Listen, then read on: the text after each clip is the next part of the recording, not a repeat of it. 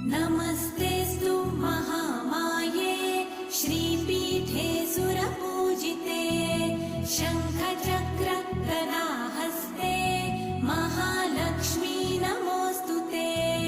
नमस्ते गरुडारूढे कोलासुरभयङ्करी सर्वपाप हरे देवी महालक्ष्मी नमोऽस्तुते। महादेव्यै च विद्महे विष्णुपत्न्यै च धीमहि तन्नो लक्ष्मी प्रचोदयात्।